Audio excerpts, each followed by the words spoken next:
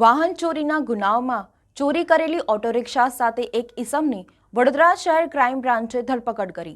Crime બ્રાન્ચને બાતમીના આધારે અગાઉ વાહન ચોરીના ગુનાઓમાં પકડાયેલા ચોર ઇજ્જો રફીકભાઈ શેખ રહે મદાર મોડલો યાકુતપુરાને શંકાસ્પદ ઓટો રિક્ષાની સાથે પકડી પાડેલ।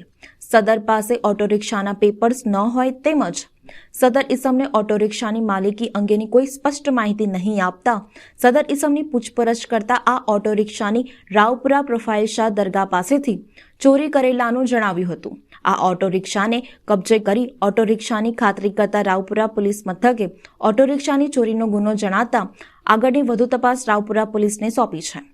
95,000ની કિંમતની રિક્ષાનો મુદ્દામાલ જપ્ત કરાયો હતો।